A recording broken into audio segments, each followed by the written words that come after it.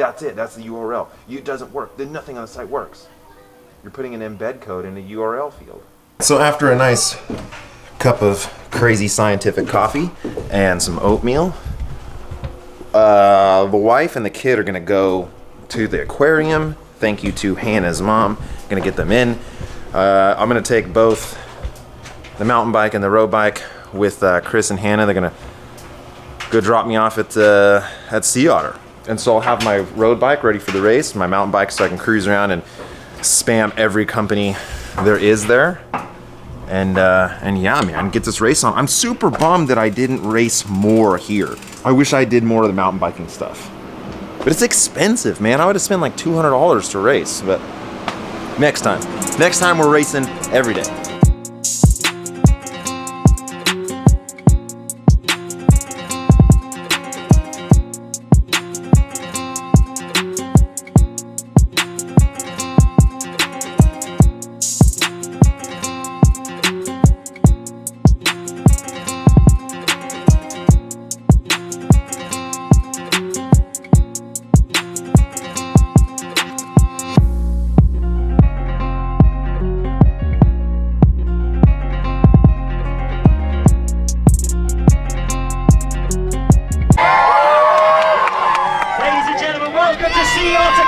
Here under the beautiful California sunshine. And get a flat line to start things off.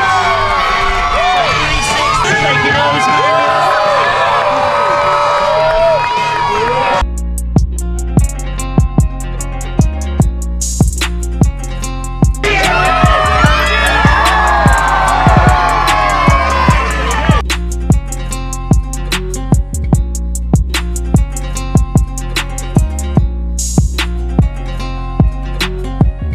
Adam, new helmet? New helmet. What's the difference between this one and the Aero or the original? So it may not sound like a lot, but there's 0.2 millimeters more thick of a polycarbonate shell on this, which just makes it more robust. That echolocator chip right here, that is a searchable, non-active radio signal of which the search and rescue helicopters can pick up. Nice, man. What's up with all the really weird colors? Not that it's a bad thing, but you have very unique colors. For sure, yeah. Who chooses the burnt orange and like the, yeah, maroon and the So it's been the same guy that chooses every single color for 11 years. I think that he very deliberately chooses these different colors because he wants it to look different and be different. But yeah, I mean, it's interesting. We've had the same guy, very consistent in terms of who's choosing our colors and our color palette and why he's doing it.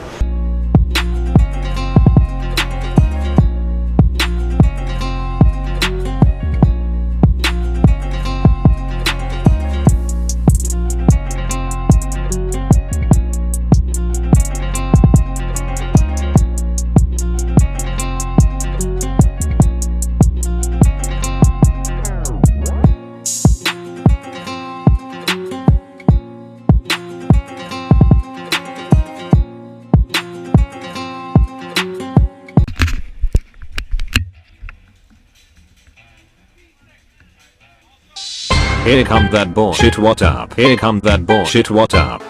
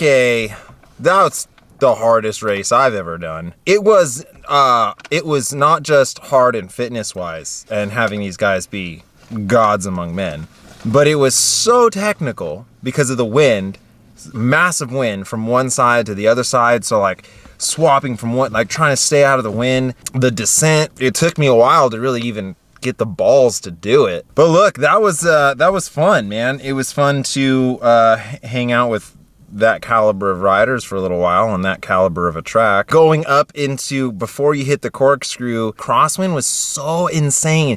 And so you just like hammer up this climb, and then it gets steep and you hammer up the steep part, and then it gets so windy.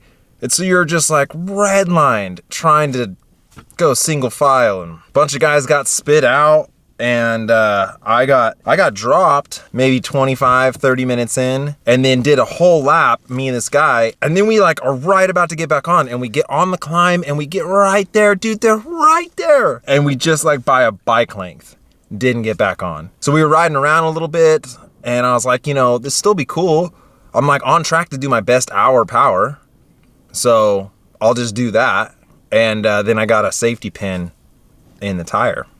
And the neutral supporters drove around me because obviously I'm off the back, right? So their priority is the guys in the field. Strong dudes. These races where I get blown out like this, and it just shows you actually like how strong you need to be.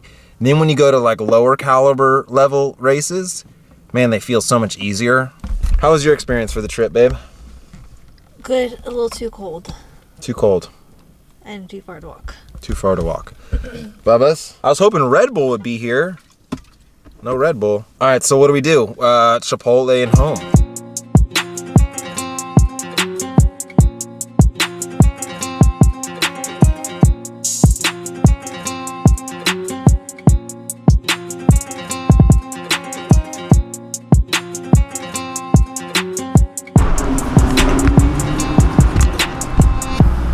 These type of races where it is just so unbelievably fast and hard and technical,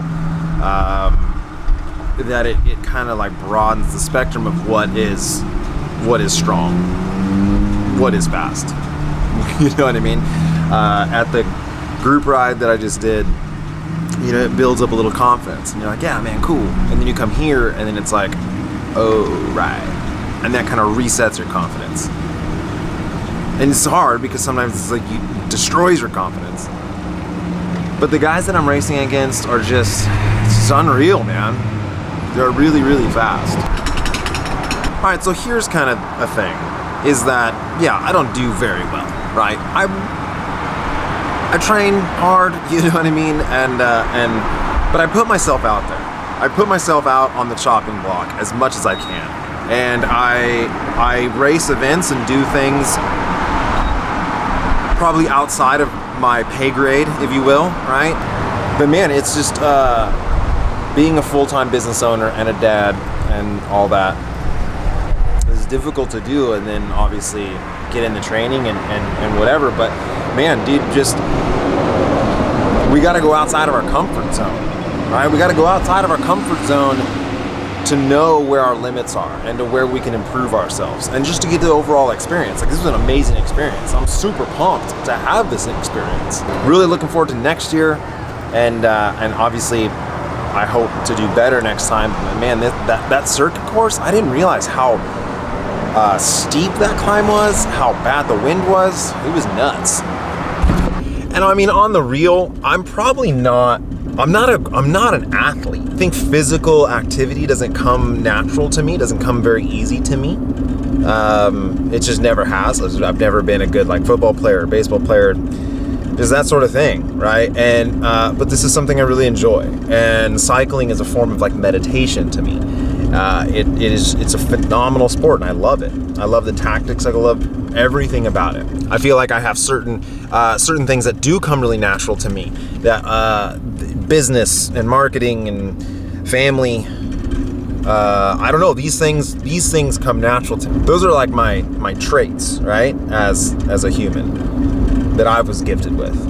Cycling, I don't think is one of those natural things, but it's there's a part of that where it's like, man, I'm so hungry to have success that it drives me to keep going. And even though it's like, you know, obviously I document this thing, and so it seems a little repetitive, just like the VC suits up, he drinks coffee, and he sucks. And then repeat, right? Repeat and repeat, repeat. But man, what I think would be super cool is, dude, 5 years down the road, if you've been following my channel and you follow me as a human, then to start to see success and start to win races, man, how real is that, right? How true is that? Where it's not always instant success. I don't know. I guess I'm just trying to justify getting in the car, spending a ton of money, taking my family out to this place, and then, you know, not doing very well. But you got to justify it somehow.